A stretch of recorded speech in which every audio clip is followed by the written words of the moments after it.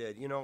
We really made our run in the first half because of the defense, like you just said, and we stuck to the game plan really really effectively. I thought for almost the entire first half when we were struggling a little bit. I think it was 5-2, 7-2, something like that. And then right at the end of the half, we kind of broke. We ran a play that. It wasn't effective, and we had a couple play busts right at the end of the first half, and they hit a shot going in, getting a little bit momentum, and then we came out and didn't stick to the game plan as effectively with a couple things. And About the second half. second half, yeah, and they got so they got a little taste of success early, and that's always tough, especially when we had so many guys in foul trouble in the first half, and we were kind of piecemealing it together a little bit. But at the end of the day, our guys, like Cam made a huge steal, got the crowd into it a little bit, made, I think he was 7 for 7 from the free throw line. And ultimately, we won the game because of defense. And that's nice as a coach to be able to go say that to the team tomorrow. Hey, defense is important, right? We spent a little time with that. Yeah. That first half, they didn't make a two-point shot. They had 5 field goals and all were threes. I don't know if I've ever seen a half in a Division I basketball game where a team didn't make a field goal, a two-point field goal. They didn't get anything inside the arc the first half. That was our plan. Don't let them score twos. We should have told them not to score twos and threes. But we fouled a lot, and I think they got to the line a little bit. I don't know what they ended up shooting at the line the first half. 7 for 11, it looks like. So you're looking at ultimately they got six shots at the rim with 11, or one must have been an and one. But we did. Our plan was to keep them out of the paint. We doubled the posts effectively. I think they have a couple really big, good players in Stuckman and Fadika. With size and strength down low and great effort. So our game plan was to not let them get the ball inside initially, and then we let them loose a few too many times, especially the second half. And then they got to 2, but that's when you sort of got resilient. Cam made the free throws, and Smith hit 2 free throws. Jordan Smith got to 2, and I think he outscored 9-2 down the stretch. He just wouldn't sort of slam the door on the last couple minutes. I said in the locker room up there, and I'm really proud of this young man for reasons beyond basketball. But as it relates to basketball today, there was 3 minutes and 40 seconds, right? Mm-hmm. And I go over to the huddle. We're talking as coaches, what we're going to do. Right. And I'm coming in, and it's his voice saying, all we got to do is win this last 340. All we got to do is win this last 340. And as a coach, there's not a whole lot else you can say. I can draw up a play or two. And see if it works through our preparation over the months. But when you come into a huddle and you have somebody as a sophomore, all right, I don't care who you're playing, where you're playing, having that communication, that's going to spread. And the guys, more importantly, were listening to him. All right, he had me engaged, and that was the talk at the end, that last 340, and that's where we ended up taking the win.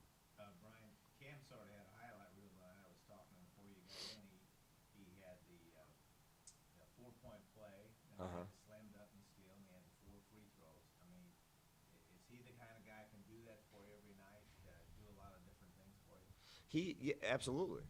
I tell him on a daily basis how much we believe in him as a staff. And that's not he doesn't let it go to his head. I mean, we believe in him. I mean, he can knock down a 3. He can get a steal. He can finish at the rim. He rebounded very aggressively late in the game. So, yeah, and those are expectations. He can do it all. Yeah. He can do it all. But he's not a guy that's going to go to his head. And and that's something that we demand every single day from him. And you have expectations, and he can live up to those. Cam, what did you like the best of what you did tonight, of all the different things you did? Probably just my leadership, because just being better as a leader helped my team stay together and just got us to win.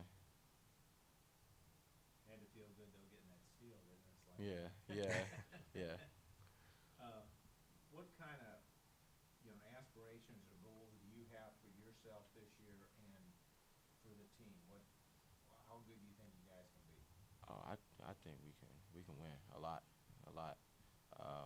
For myself, I say just bringing my teammates, keeping my teammates together, boosting their confidence, just pretty much just talking to my teammates, keeping their confidence up. And just keep winning, right? Oh, of course, just keep winning. I I keep like winning. that. That's fun. Yeah, always good to win. Yeah. You had a lot of other contributors tonight, Brian. In particular, Mike, 11.7 rebounds. You know, he's had two pretty good games so far. You know, Mike is college ready, and what I mean by that, he's had experience under a very good coach Kelvin Sampson down at Houston. He had success last year in the junior college ranks, and when we recruited Mike and signed him, it was with expectations of him coming in and taking some of that leadership, that experience. Because we have experience, but we don't have a ton of experience. I mean, we have some guys that have played, half and half type of deal.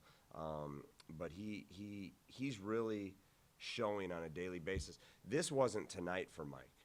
This was yesterday. This was the day before. We had a day off 2 days prior to that. The day before that. The last 3 out of 4 days, Mike is really starting to grow within our team and give us confidence, and also he has confidence in himself, and I think his teammates. What I find really interesting about him, he hasn't played a lot in 2 games, but every time you put him in there, he does something. I mean, he's productive. He really is. And so, I mean, obviously I'm going to self-evaluate that a little bit. I know he got in a little foul trouble early. Mike's the kind of guy that he is who he is. And that's what he's capable of doing. What you saw, he can.